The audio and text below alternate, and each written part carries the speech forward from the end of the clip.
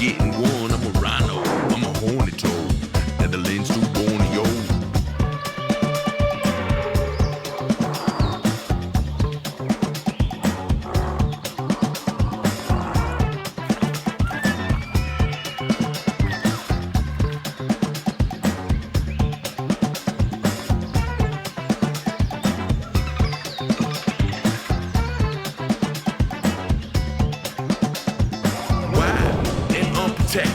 Planet Earth, we can't neglect it. Nature's sexy. We need this place, so please respect it.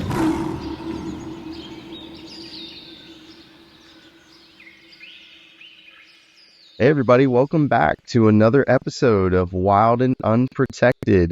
Today's episode is a little different than ones we normally do. Normally we have a lot of marine biologists on this show, but today is a particularly fun one. We have Simon Jones, the CEO and founder of Helping Rhinos. Hey Simon, welcome to the show. Hi Ethan, glad to be here. Thanks for having me on.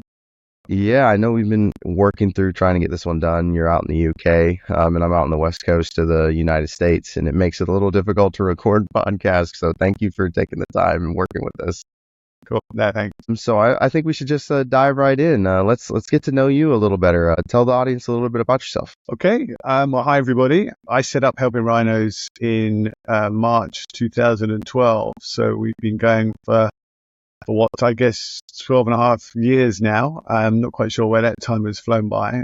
Prior to that, I'd been dabbling in conservation work, probably more on a voluntary basis, but my professional life prior to Helping Rhinos was in the corporate sector. So I worked for American Express for 24 years, and I was actually doing, as I mentioned, voluntary conservation work.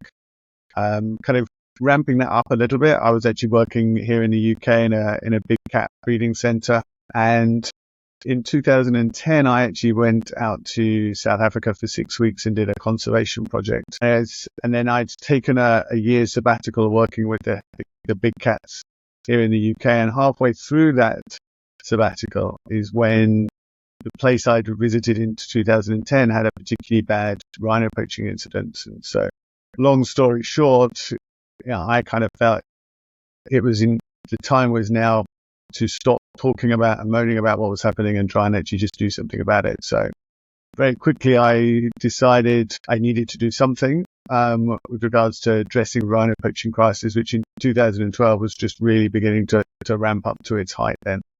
And sort of fairly quickly, Helping Rhinos was born. But there was certain elements that I felt was important that coming together, I couldn't, find a way of really influencing things like international education. Obviously you've got a fundraising element of what we do.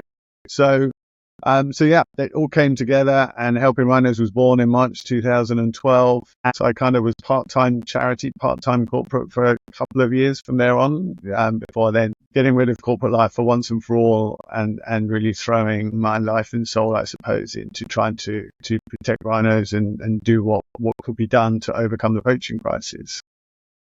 That's awesome. I was talking about recording our episode to someone, and their first question was, how do you go from kind of the corporate world working for American Express and then ending up in conservation and working with rhinos? It's not something that you hear every day. You never get opportunities to get out.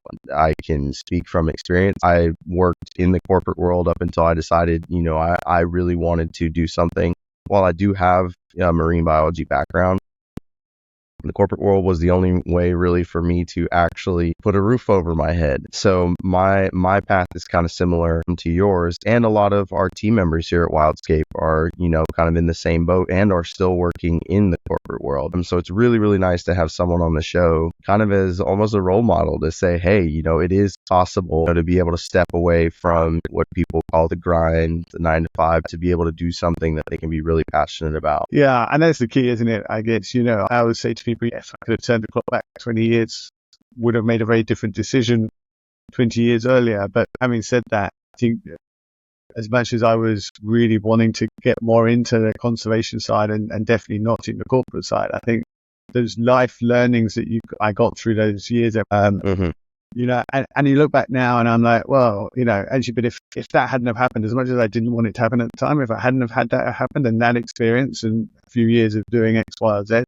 so you look back and you think, well, whoever thought that all of that was leading down this road to to helping rhinos at some point in the future that we didn't know about at the time.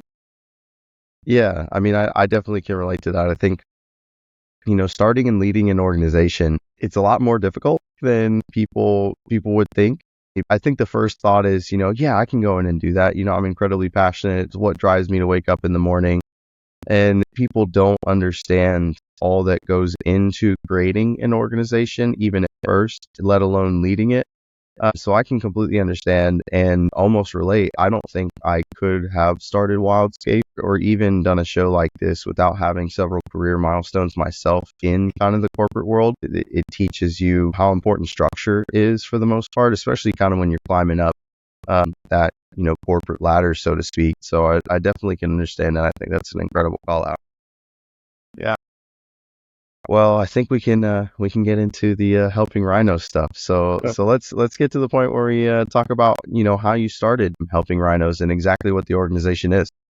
Yeah, sure. So like I just alluded to just now, it started on the back of a particularly bad poaching incident at a reserve called the Kruger Game Reserve in the Eastern Cape of South Africa, which is where 2 years previously I'd been doing some voluntary work on a conservation project. So when this rhino poaching happened, it was kind of like for me the perfect storm. I was kind of thinking I wanted to do stuff with more animals in the wild. The first time I went to Africa in 2005, the classic question they always ask is, what animal do you want to see? And mine was definitely a rhino for reasons even today I struggle to articulate why. I still got this picture of the first wild rhino I saw of it kind of laying down behind a tree. It's an awful picture, but it still remains the first wild rhino that I saw. So it's still in a frame somewhere. So, so that emotional connection, the fact that it was rhinos, the fact that poaching was, suddenly massively on the increase, just was, okay, it's time, as I said before, time to act. And it started off really as a do-it-yourself web page, blank piece of paper and a Facebook page, and had no idea where it was going. As an international NGO, our role is very much fundraising. We have, there's different ways that we could operate, but I realized very early on I didn't want to just replicate. So rather than just be a grant giving organization and have lots of grants and donations to be given out, we decided to truly do some research across where we could have a biggest impact as a small organization to start with. And we formed sort of partnerships with project partners on the ground. So we work with fewer partners and we sign partnership agreements with them, and we try and bed ourselves into those partners. As much as we would love to be out there feeding rhino orphans, doing fence patrols and such like, that's not where our strength is. It might be where our passion is, but it's not where our strength and experience is. Our strength and experience is in that ability to do things like the fundraising and the more administrative side. So that's kind of what our role was. And we started off just setting up things like, online adoptions for some of our partners. And that starts to generate a little bit of revenue. How do we get out there and get our name known, and going out to events and, spending 7-8 hours on a stand somewhere to just try and get the name known a little bit. So that's kind of how it started. And then we've built up from there. So, so if I fast forward 12 and a half years ago, so from a blank piece of paper to where we're at now, we now have registered offices we're headquartered in the UK. It's where our sort of most of our team is, but we have a registered office in the US, a registered office in the Netherlands. We've gone from that blank piece of paper and nothing to bringing in around, £500,000 a year. And then, and actually we're going through we've got a board of trustees, of course, here. So our board's going through, we've got the new members joining the board. We're actually just in the process at the minute of finalizing our 5-year plan. Our goal is to go from $500,000 a year to $5 million a year in the next 5 years to really have a significant impact to what we want to try and achieve. So that's kind of how Helping Rhino started, fast forwarding to where we're at now. And as you mentioned, Ethan, it's, people often say, oh, you were brave to pack everything in and do what you did. It never kind of felt like that to me. It just felt like that was the passion that I had, and that was kind of like what was calling to make sure that something needed to be done. And I think if and of course there are changes. My wife had to go through quite a lot of lifestyle. I think even now I probably, I didn't earn any money for the first 2 years that I started here. And I think even now I'm probably on about 20% of what I would have been on at American Express, but it goes to show, money isn't always everything. Sometimes, that sort of sense of fulfillment, and you're giving something back to the world and making a difference. is really important. So that's kind of where we're at now from a Helping Rhinos perspective. We've kind of at the start of the next rung of the ladder. We've built lots of good credibility where we're operating in the field, and we have big aims and big goals to 10 times that impact, if you like, over the coming years. Yeah, that's awesome. And I don't think people understand, the roles that fundraising NGOs play in conservation and how important that it actually is. I would say that's one of the most important pieces of the conservation ecosystem, is because the people who are skilled at fundraising and understand their place and where they can make an impact drive the entire industry, in my opinion. It allows, organizations like us to go out and create content and work together. It allows all of our partners to be able to be in the field, to have facilities, to be able to have salaries to wake up and actually do the work. On an earlier episode from this season, we had the Red Panda Network on, and our guest basically had said, his name is Terrence. He had said that their leader had told them, conservation doesn't happen on an empty stomach. And if fundraising NGOs don't play the pivotal role that they do, no one gets fed, no one wants to work in conservation, and at the end of the day, none of this great work happens. So it's a pivotal piece to the puzzle, and I'm very appreciative of it because it does so much good. And to me, that's something that doesn't get appreciated enough. No, I think that's right. But I think the conservation world is exactly that. We lose a lot of good people, skilled people, because the conservation world just cannot afford to pay what the corporate world pays. Someone said to me once, conservation is hard and people need to understand it's hard. And, we talk about conservation, we talk about environmental issues, we talk about saving our planet, which effectively is what conservation is trying to do. You look at ecology, biodiversity. It's essential for addressing climate change and such like. And yet, if you ask most people, they think about that side of conservation as an industry. They think about charities and they think about fundraising.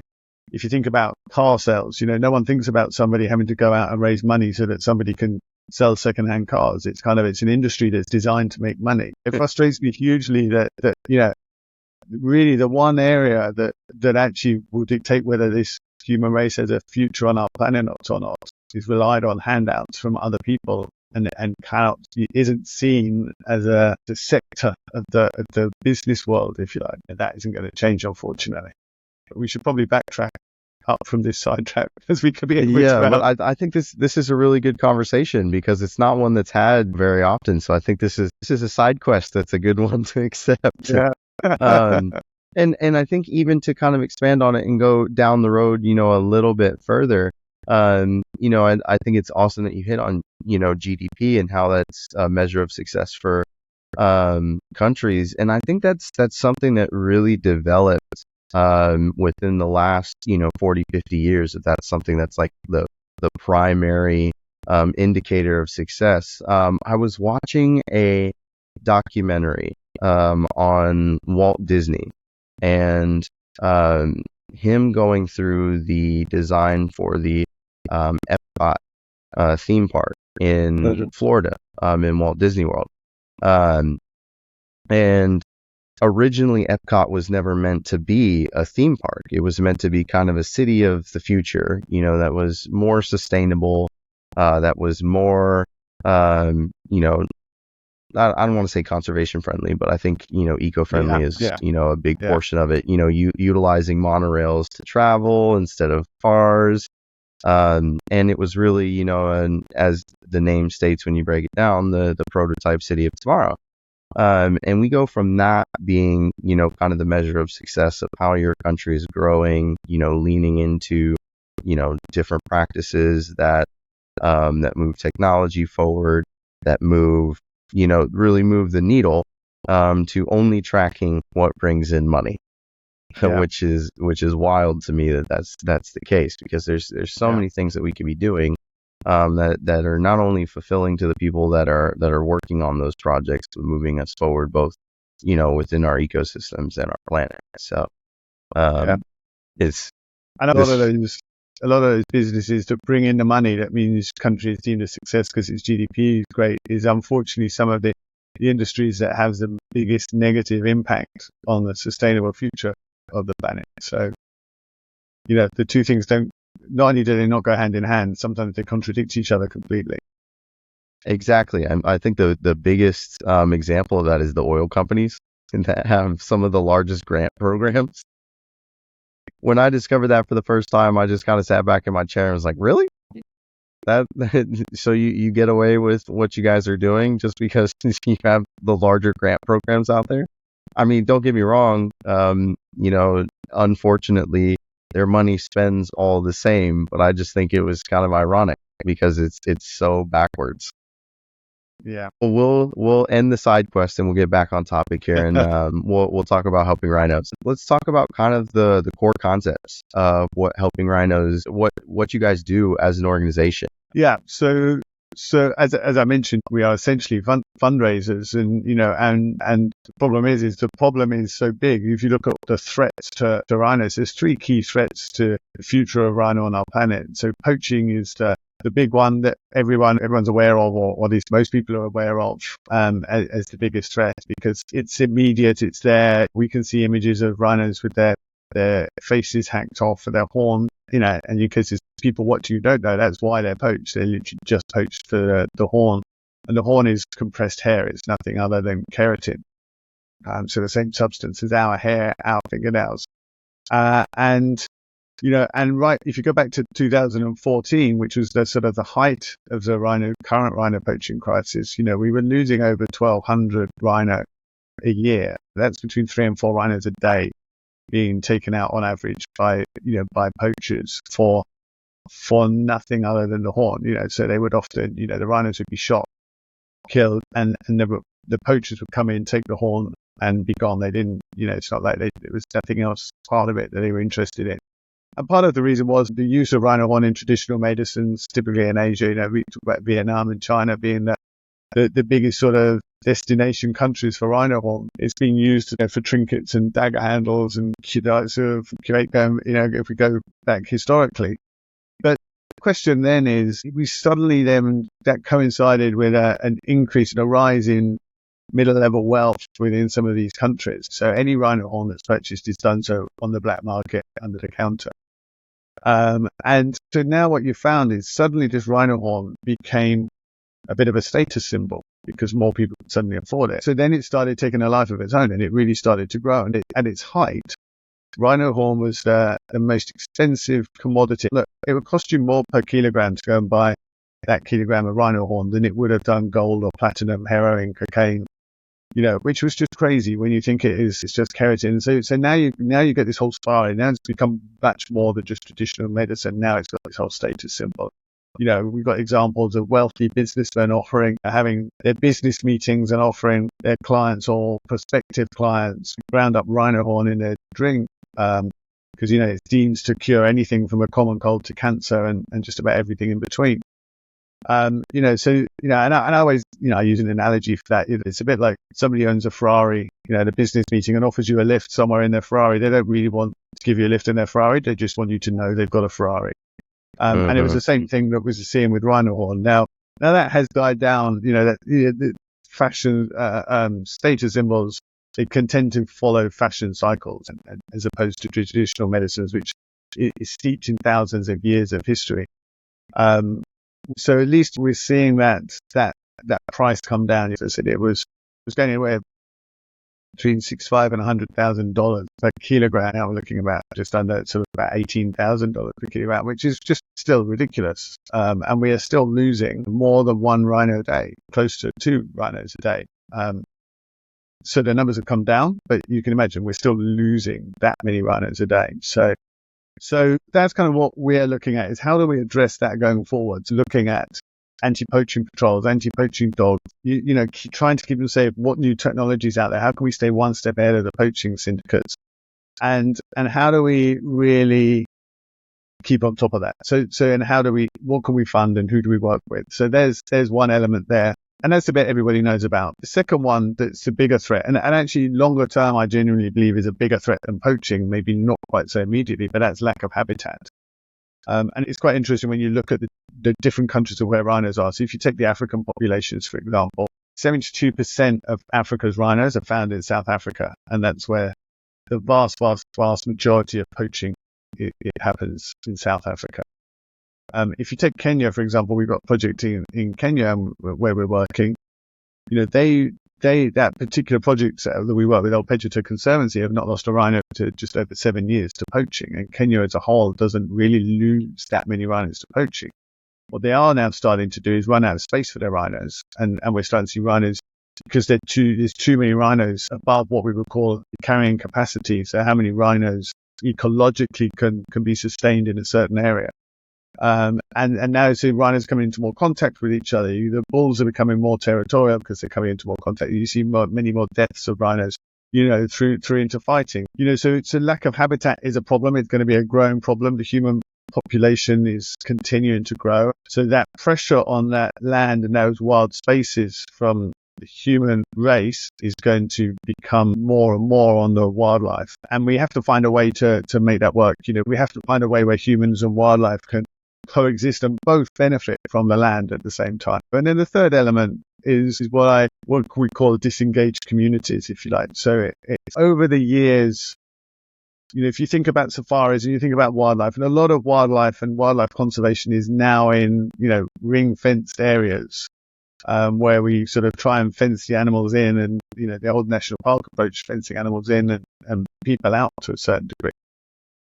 Then what happens is then the people that are benefiting from that wildlife tends to be the sort of already more wealthy side of communities, and the poorer communities that living on the borders of where all this land is, the indigenous people from there, they tend, they're not really benefiting financially, which is why a lot of them end up being drawn into poaching. So we have to find a way to engage and inspire. We talk about inspiring people. How do we inspire local people to be a part of conservation? We've got to get them engaged and make them want to be a part. And ultimately, they need to own conservation, and not people sitting here in the UK or the US. We need African people to be owning and running conservation, and that's got to be the long-term goal if there's to be a sustainable, successful approach to this. So they're the three areas that we focus on, and looking at that, we kind of looking at creating what we call rhino strongholds. So areas that focus on each of those. So where can we really focus on that protection? State of the art technology to try and keep rhinos safe. We now have GPS trackers on a lot of the ankle collars of rhinos. You see, lots of people may have seen, the old-fashioned collars on necks of elephants or lions or cats. We can't do that with rhinos. They've got a big lump on the back of their neck full of muscle, so you just can't do that. So they end up on the foot collars, which I'll tell you a little bit later, perhaps, can lead itself to awkward situations, especially if the rhino is laying on the device that's transmitting a signal. But I think that protection side is important of what we do. And then it's how do we find, there is a lot of loss of land and human encroachment. There is also a lot of degraded land that can be restored for wildlife habitat and used for multi-purposes. There's a lot of work that we're doing on how do we find that land and how do we restore it, what's involved in that. And alongside there are a lot of dedicated wildlife areas that, through the nature of how the business has grown over the decades, are privately owned and have fences around them. So you create this environment where the wildlife can no longer naturally migrate from A to B to C to D. The only way of getting it from A to D is to tranquilize it, put it in a trailer and pick it up and release it in location D. We have to find a way to let the wildlife take care of themselves a little bit more, which means dropping fences, and then you've got a whole political environment that we get into as well, which kind of leads us into what we do with inspiring communities. It starts with education. We've actually built and opened one school that borders the reserve, we're in the process of building a second. We've got plans for a third and a fourth school at the moment. So that sort of inspiring local children and teaching them conservation is really important. But also, how do we engage with the elders in the communities as well? And as I said before, how do we make conservation deliver something that's of value to them and their communities, and that's how we go forward. So that's kind of what we're doing with our rhino strongholds. In a nutshell, it's creating wild spaces for wildlife. Yeah, and I think that's an important concept too, that's underserved kind of in the conservation community. I think a lot of organizations are just created. I think you predominantly see it from people, in the US, the UK, where they'll, kind of uproot themselves and move themselves into that environment, and they'll do all the work and don't allow much community involvement. I think, there's probably a lot of red tape around why that doesn't happen. So I love that approach of creating, these strongholds within the community that can really make impact. I think is really key to being able to provide the correct resources or inspire the right people, because you understand the root of the problem. Yeah, no, exactly. It's big and it's complicated, and it's, we're looking at programs in small areas where this needs to happen to, but even those projects are going to take, 10 years or plus, and take, I say it's not even tens, it's hundreds of thousands, if not into millions of dollars. So, that's when it comes back to, this is a multifaceted approach. You need the people that have the passion, but then you do still need the people that have the money that we spoke about earlier. When conservation can't survive with those people that are passionate about it, but don't make that change, because you do still need that money to coming in. Yeah, I don't think people understand, when you start either a nonprofit, a charity, NGO, how stressful it is, especially at first, when you don't have a constant source of revenue and you're relying on grants. You almost feel like you're letting people down when, you have to request volunteers or just people doing some of the stuff out of the goodness of their heart. It is not for everyone at all. No, it's definitely not. It is. You're absolutely right. It's tough. And this is where, social media is a great thing, because I go and visit our projects probably once, twice a year. And that's what social media sees as my job, is being out and being with rhinos and seeing rhinos and talking to people around. 95% of my job is standing in front of a computer trying to work out where we're going to get the next amount of funding from, which isn't quite as glamorous as the public persona of running a rhino charity is. Yeah. I think that's one that's excellent for transparency. Most people see an organization that creates conservation-based content, and they're like, "Oh my gosh, you're out in the field or on location filming, or you're recording the show. That must be amazing. That seems so fun." And a lot of the times, I have to level set. And it's a very small fraction at that. A lot of it is you're sitting in meetings, finding the next grant. You're working with the board to find that next person to network with. You're sending these long emails, trying to convince someone that you're worth their funding or their time. Yeah, exactly. And it's the difference, I suppose, is, at the end of the day, if I look at what I did in a corporate world, it's not a lot different. It's just that at the end of the day, you're doing it. The beneficiary is something that you care about, as opposed to something you're doing. That's kind of our approach, albeit we're a charity.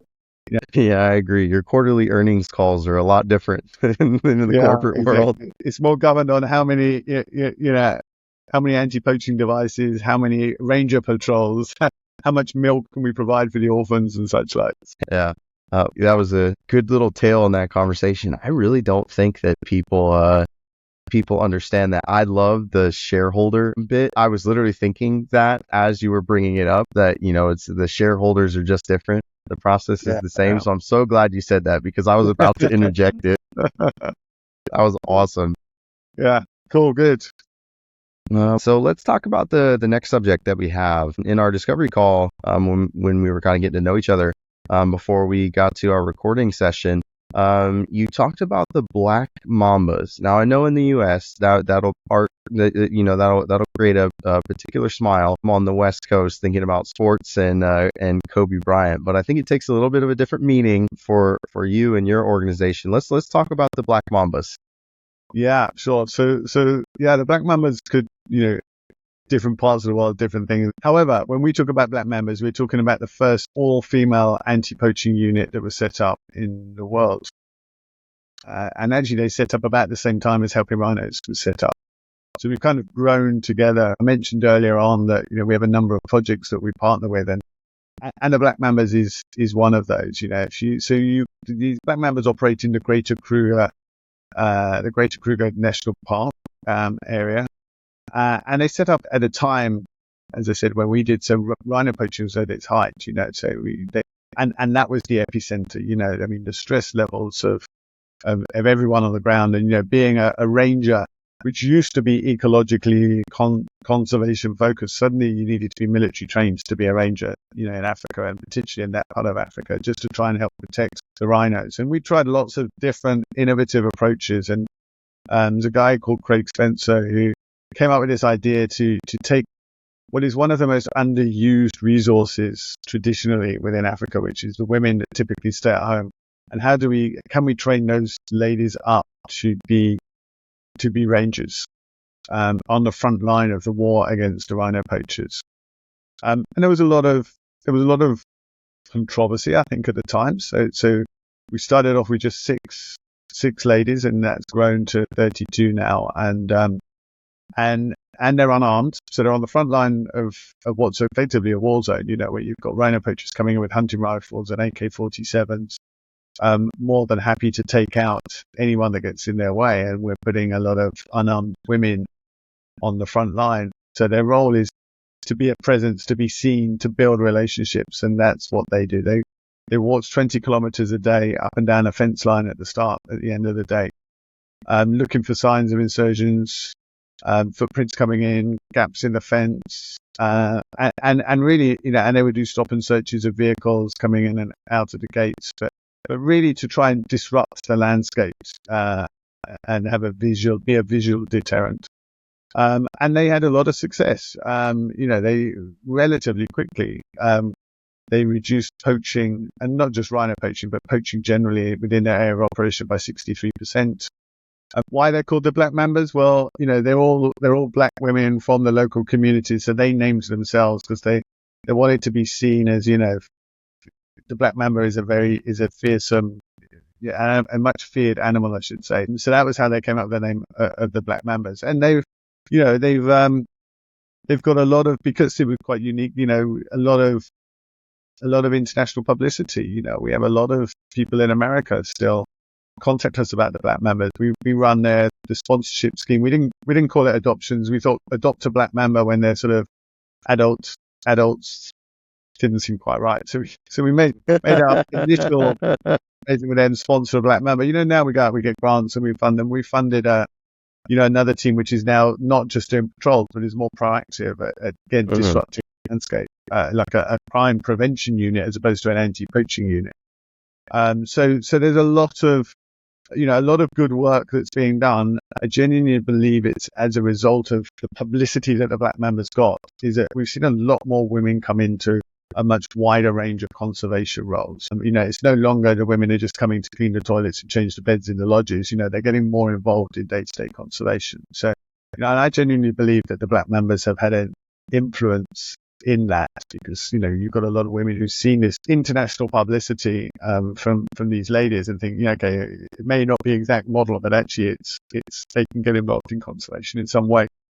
So I think that's really important, and then now what we've seen with the members as well, we they launched something called the Bush Babies program, which is their education outreach program. So again, running as a sort of side by side, and you would go out to 10 schools in the local communities of where the members operate, and give conservation lessons. So and then that's led itself to, okay, well, what happens when they leave school? So now we've created a Scouts program. So there's a lady called Luane who heads up the Bush Babies program, and she's a force of nature, I have to say.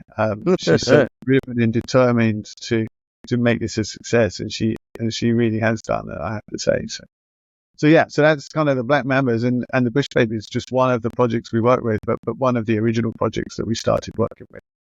That's such an awesome program, and it's no shock to me that there's been particular interest, from the U.S. Seeing where the culture is in the United States right now, and the kind of emphasis on Black culture, especially here, I think is huge. I think there's a lot of positives that come from that.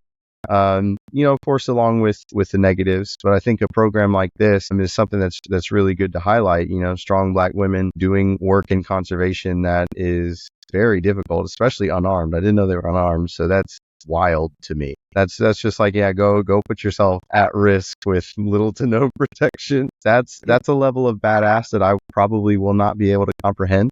And I think just to highlight on that, because that comes along, we call them the all-female anti-poaching unit, and they are, but what they are is a cog in a wider anti-poaching unit. Mm-hmm. So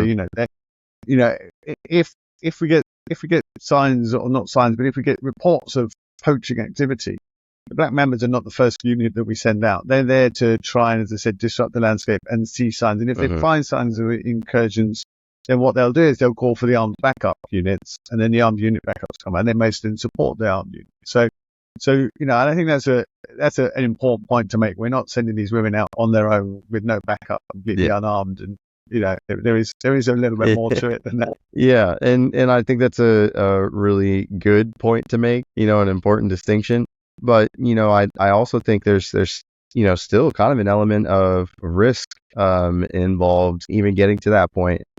Yeah, and it's not just poaching either. They're operating in a big five environment, so they could walk around the corner into a lion or an elephant or a rhino or something. So it isn't just a threat to the poachers. They have to learn. They have to be taught how to operate in that environment, and how to deal with that situation when you come out the corner and face to face with a lion, as well as looking for poachers and trying to apprehend poachers. Yeah, well, that is an absolutely amazing program, and I love hearing about it. So another topic that we had set for this episode that I was really excited for us to be able to talk about was an additional partner of yours, and that's talking about the Rhino orphanages. That's something that doesn't get spoken about a lot. It was the first I had heard about it when we talked about it. So let's dive into that a little bit.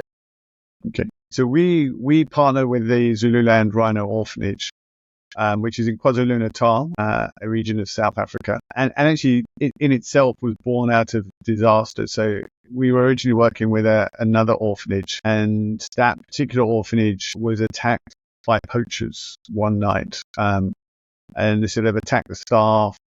They actually killed 2 of the rhinos that were 2 weeks away from being released back into the wild. So anyway, so long story short, we decided that we needed to move the rhinos, and in fact at the time, rhinos and a hippo that was at the orphanage, to find a new site. So we found a new site, and then we had to create from scratch very quickly, like within 2 or 3 months, a new orphanage facility, which is what we did. Moved the surviving rhinos and hippo across to what is now the Zululand Rhino Orphanage. And we've been working with them since the start, and it's fascinating. There's a lot to learn about rhino orphans, and of course the one thing you want when you're doing that is to get a rhino in that you can care for, but at the same time the last thing you really want is a rhino in, because if a rhino comes in, it means it's lost its mum, and 95% of the reasons why it's lost its mum is because its mum's been poached, and so it's heartbreaking, and these little things come in and they're stressed. And rhinos are very prone to stress. A lot of rhinos actually die because through stress. So it creates problems within their stomachs. It creates ulcers, and they can often die from that. Even adults, when they get stressed, can die of that. And certainly we see it with orphans as well. So that's a real, that's been quite an eye opener. And our facility has gone through different waves of how many orphans we have in. And at a point, we'd release some animals back out into the wild, which we take very seriously where we're going to release them to, because obviously we need to make sure it's somewhere safe for them to go back to. And we're not just putting them back into the hands of the poachers that killed their mothers. The rhino poaching hotspot, which for a decade had been Kruger National Park in the north of the country, moved south to KwaZulu-Natal. And as the only dedicated rhino rescue and rehabilitation center in the area, then we were taking in all rhino orphans, and we've had facilities hit by poachers in the past. So the security around it is huge. All I can say is it's a lot compared to what we've ever had in the past. We also keep the location of the orphanage, as top secret as we can. Because again, if you think about poachers coming in, if they're going to poach a wild rhino, they might have to trek for days to try and find that rhino. You know, if you come to an orphanage, by nature of it being in an orphanage, it's in a relatively small area until they're released back into the wild. So, you know, they don't have to go tracking for far. So we try and keep the location secret. We try and keep how many rhinos are there secret. But, you know, we have got to a point. I was out in April and was actually joining the team out there on a rescue that came in on one day. The next day we had 2 more coming in. So we're suddenly going through a phase at the moment where we are finding more rhinos. And, you know, one of the reasons for that is the rhino orphans have always been there. We've just not had enough patrols either on the ground or in the air to find them before it's too late.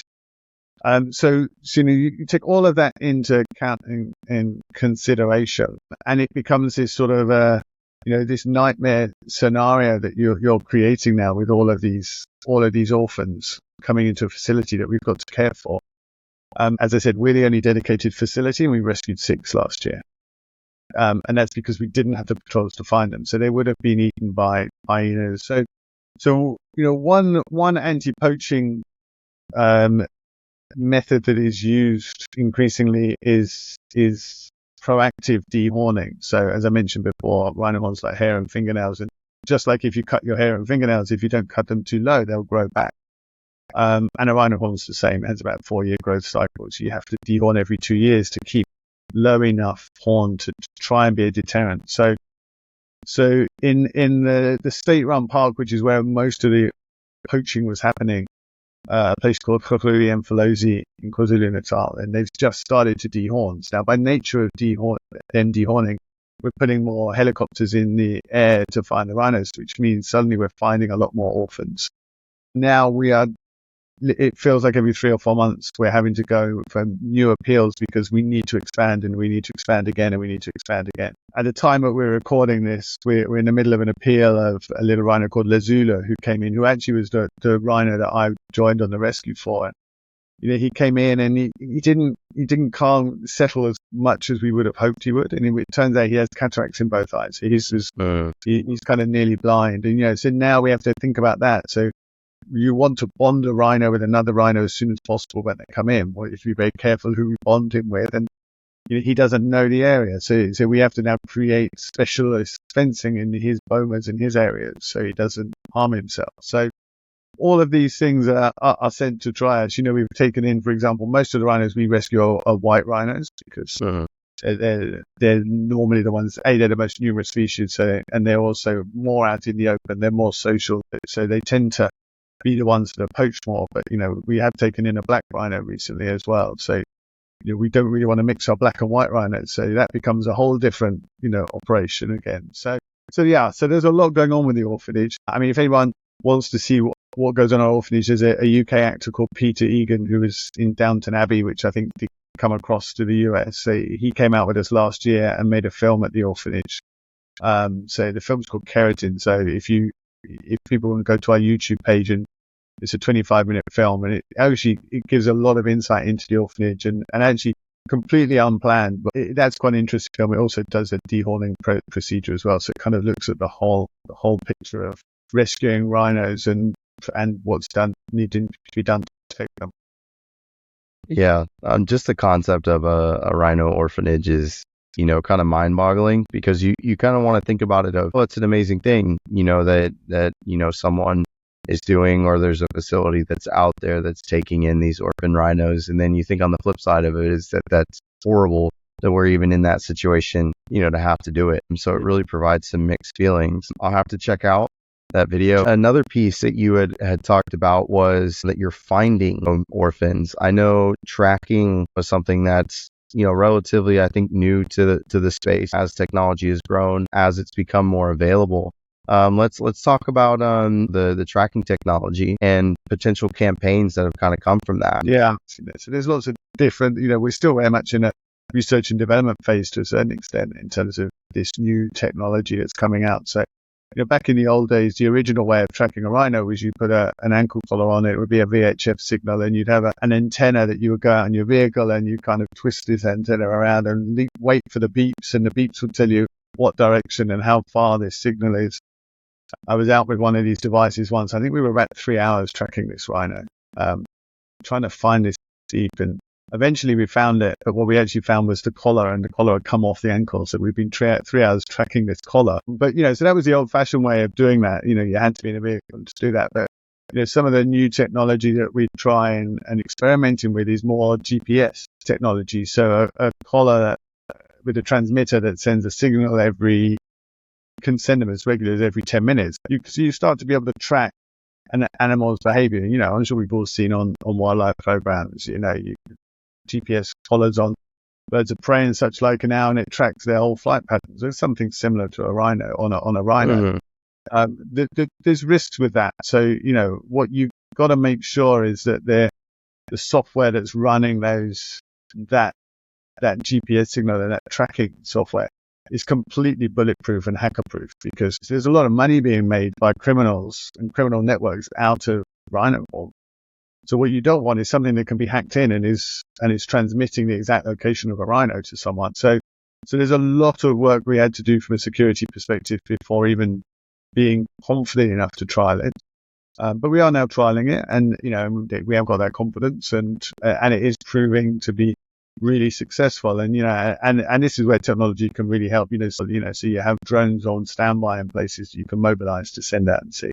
And I think we need to get better at that sort of proactive type of security. It might help us catch a poacher, but it isn't going to help us save the animal. By then, the animal's probably already dead.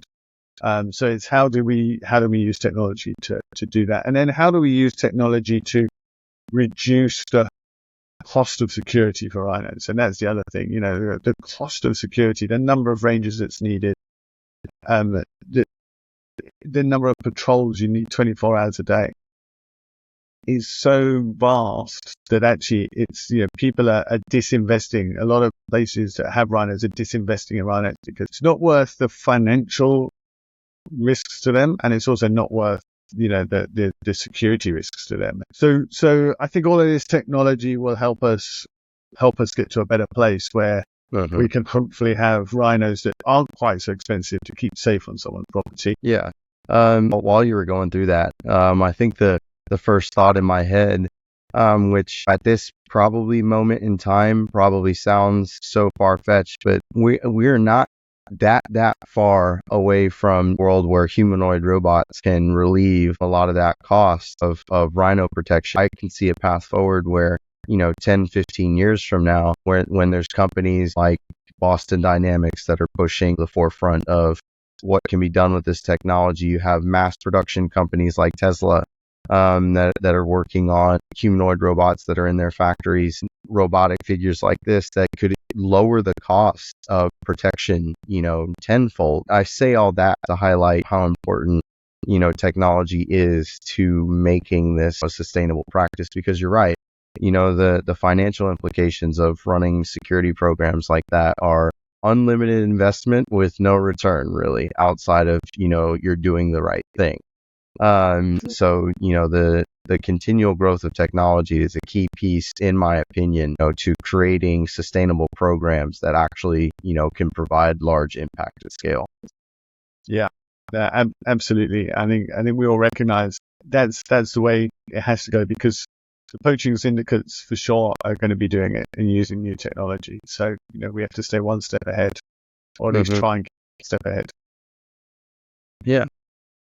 Well, I know there was another story that we wanted to tell before we dive into one of our favorite segments of the show. You had a rhino calf story that I know you wanted to talk about. This one, might pull at the heartstrings a little bit. Yeah. So this was really just a story that pulls it all together. And this was before I set up Helping Rhinos. Actually, I mentioned right at the start that I did a 6-week conservation program at the Cricket Game Reserve way back in 2010. While I was there, one of the white rhinos gave birth to a calf. And typically when a rhino gives birth to a calf, they'll go into the thickets and try and keep the calf safe for a period of time, and then he'd come out into the plains. And anyway, so we'd heard that this calf had been born while I was out there, and 3 days later, we heard that the rhino had brought the calf out into the open. So we went and we sat quite a way away,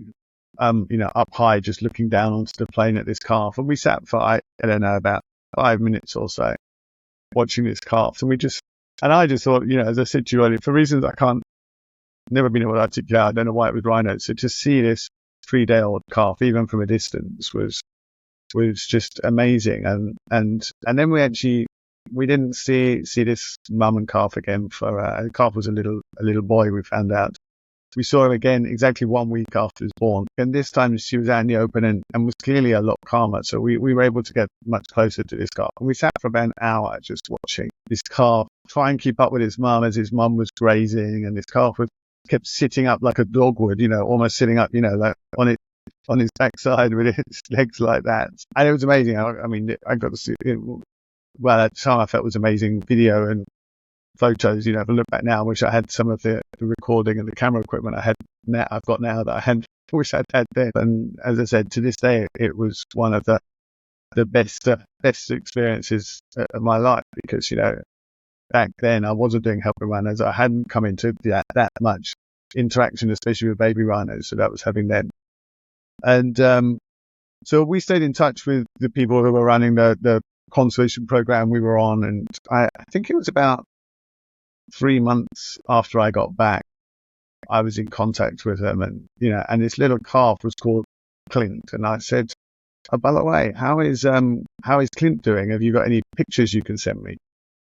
To which the response came back that was along the lines of, "Oh man, I didn't realize you didn't know, but the poachers had come in and attacked and killed his mum," which was just in itself was heartbreaking. But so this was back in 2000, and so it would be the back end of 2010.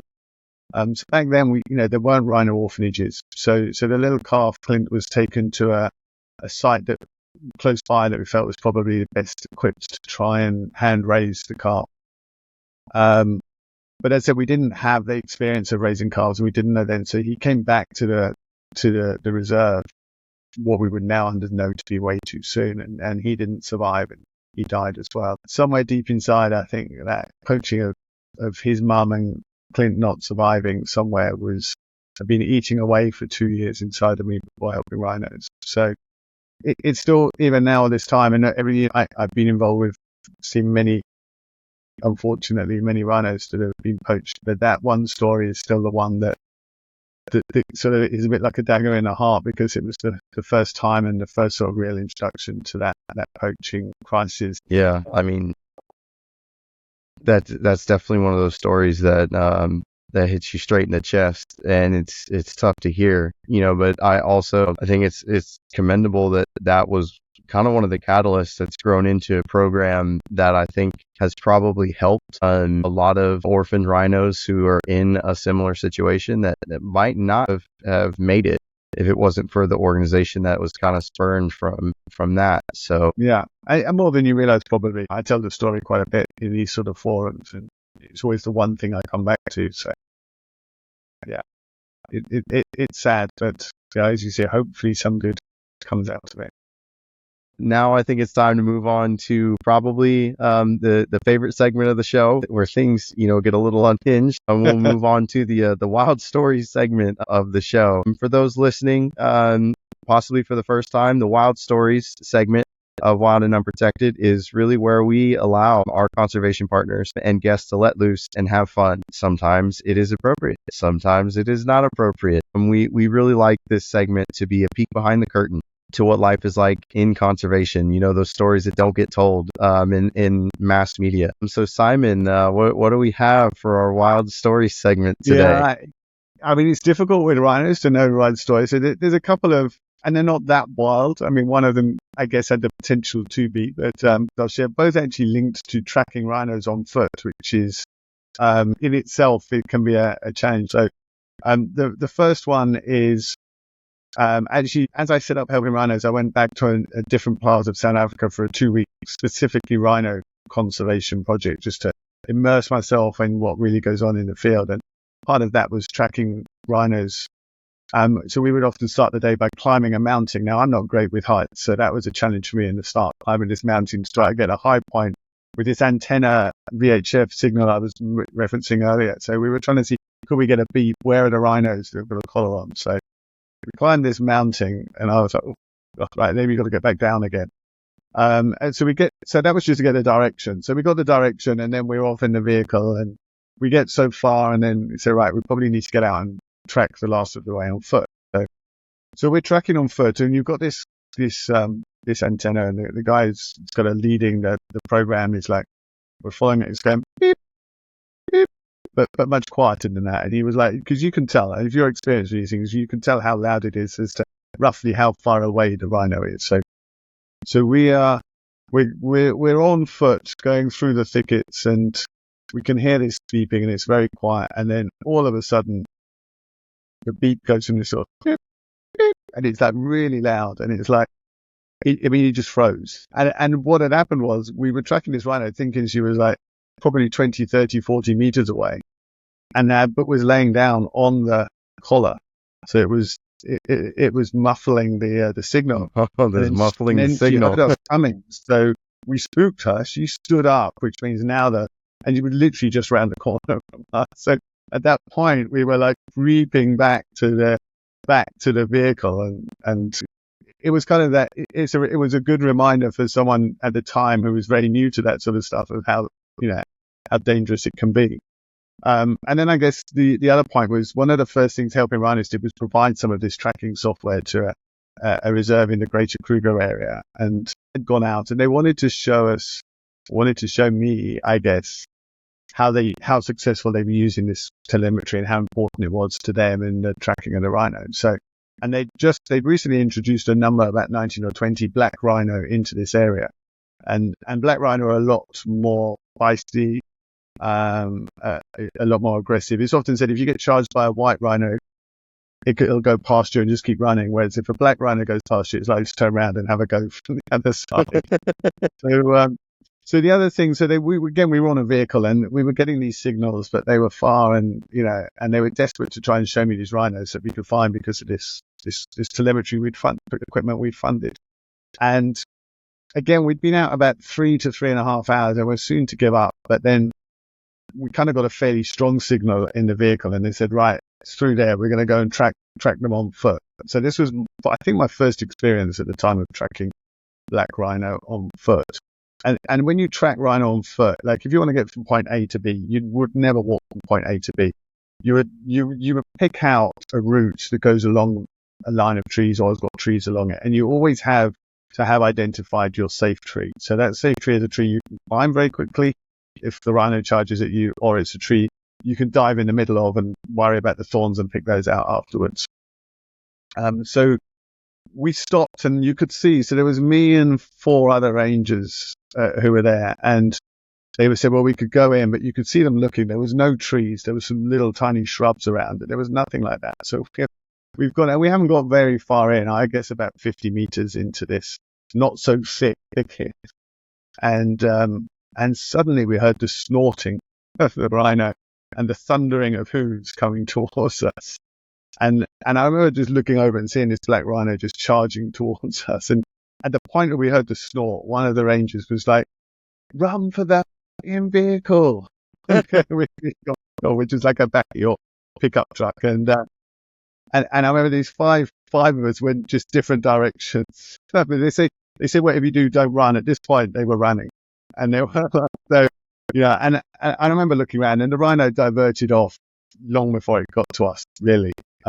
Close enough that you could see it coming towards us, but far enough away before it got. It was a mock charge, not a serious charge, in all honesty. But it certainly got the heart rate going. So we got back to the vehicle, and I got shorts on, so there was blood coming up my legs where we'd run through all the acacia shrubs and such like. And the funny thing was that I had a camera with a 400mm lens at the time with me. One of my board members was with me at the time, and she was like a semi-professional photographer.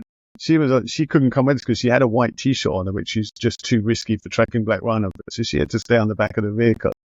And then as we got back and everyone was like out of breath and you could see the adrenaline running through these rangers. And she said to me, "Did you get any pictures?"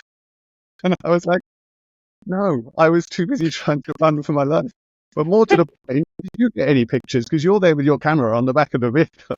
And she was like, "No, we were too busy laughing at you." It was one of the funniest stories. So yeah, so I guess as someone who grew up in Europe, in the UK, has lived always in the UK, when you get a chance to go to Africa and go on some of these sort of real bushman experiences, it's quite an eye opener. It certainly gets the heart pounding. But they're the stories when you have we were saying earlier, most of our time is spending in front of a computer. So when you have a bad day and you get another email that says, "Sorry, you've not been successful in your grant application," you remember those type of things and the opportunities that the sacrifices you made has afforded you, and those positives suddenly outweigh the negatives. Yeah. So I don't know if that's I wild, agree. but they're the wildest stories I have. I mean, honestly, the wild story segment, I think, is dubbed that way because of how our show started, with talking about swimming through whale shark poop and dolphin sex and all types of stuff that popped up. But one of the key portions of this section, isn't necessarily just being wild as it is, being real of what it's like. A big portion of the content that we create is, and whether that's wild, whether that's, real, it doesn't matter. And that's, really what the segment is for at its core, is to be able to tell those stories that inspire, and provide context and reality, to what life is like in this world. And honestly, I would say I'm getting charged at by a rhino, even if it's a mock charge, is a pretty wild story. Pictures first, safety later. But no, those were great. Thank you for those. Well, I think we're at a good point to start wrapping up the episode. One of the things that we love to do is make sure that our listeners have the opportunity to either get involved or support. So tell us how we can support and how our community can get involved with helping rhinos. Yeah, thanks. I mean, with rhino poaching, it really is, it's an international problem, and the solution is international. It takes all of us in different guises. So I would encourage everybody, please, to go to our website, which is helpingrhinos.org. There's a lot of work, a lot of information there, generally about rhinos. There's a lot of more information about the work that we do and who we work with. And of course, you can make a donation there as well. Which we rely on to keep going. If it's not, we don't have the support of people around the world. We spent a long time talking about, my journey, but none of that would be possible without the support of the hundreds and thousands of people who support helping rhinos around the world. And if we don't continue to have that support, then we won't continue to survive. We've recently launched our Rhino Guardians program, which is looking at sort of people making a regular annual donation to help us to keep going and doing what we do. And actually coming up at the end of September, we have our Rhino Champions Appeal, which this year is called The Lost Rhinos, Help Us Find Them. We did it last year for the first time, and we successfully raised £100,000. So we've gone even more ambitious this year. And we're going to need people to really get behind us and help us with that campaign or that appeal. And it's based around some things I've been talking about, so we talked earlier around the lost rhinos in terms of rhinos that have been poached. Over 10,000 rhinos over the last decade have been poached. We talked about the lost orphans we've not found, but that in itself there's more to the lost rhinos than just that. There's so many rhinos, not only the ones that we know we've lost, there's those we know we haven't lost. So, if we've lost over 10,000 rhinos, even if you take a crude number and say, 5,000 of those were female. Well, imagine if all of those poached had gone on to have numerous calves of those females. So if you take all the rhinos that have been poached over the last decade and say, well, if you think each of them might have gone on and had a legacy of 8, for example, and you multiply that by what the rhino population would be now, our rhino population would be 2 to 3 times what it is now, just on that alone. So we've got a lot of rhinos that we either need to go and find or that we need to bring back. We haven't actually talked about the northern white rhino, which is in our reserve property in Kenya, the last 2 northern white rhinos in the world. So we've lost a whole species that originally roamed in Central Africa, mainly through to poaching to fund civil war. We need to bring back those species. We need to find ways of not letting that northern white rhino story be told again. So this September, 27th to the 29th of September, is the Lost Rhinos Help Us Find Them campaign, and we're going to need everyone around the world to really get on board with us. So please keep an eye out for that. Go to the website, sign up to our newsletters. We promise we don't bombard you with meaningless newsletters, but we will get information, and follow us on social media. We're on all the main social media channels, and we'll push out there as well. So yeah, please just get on board, and keep following us, and keep at least, I guess, even if you can't donate, then at least help us raise awareness, So, to helpingrhinos.org, and keep following us on social media on all the platforms. We're just at Helping Rhinos. Yeah. Well, we hope to send some support your way, and we hope that this episode of Wild and Unprotected is something that you guys can use to really push the Lost Rhino cause and campaign that you guys have going. So we're excited to be a part of it, and I can't wait to see how much money you guys raise, and hope that a lot of support comes your way. Cool. Brilliant. And thanks, Eden. And thank you for inviting me on and having me on. And again, for everything you're doing, because, as we said, it takes everybody to be doing, everyone's on their own little part, and some of the parts come together. So it's fantastic to be connected to you. Thank you. No, I get to do the fun stuff. I'm kind of like you said, there's different cogs in the machine, and I'm just a cog in a machine with a microphone, and enjoy the fact that I get to be able to connect and hear so many amazing and wild stories as a part of my journey. It's I'm the lucky one. I'm the lucky one to get to enjoy it. So, but I appreciate it. Well, all right. I think that wraps up on this episode of Wild and Unprotected. Thank you, Simon, for your time. This was a good one. Thank you. Cool. Thanks, Eden. Bye.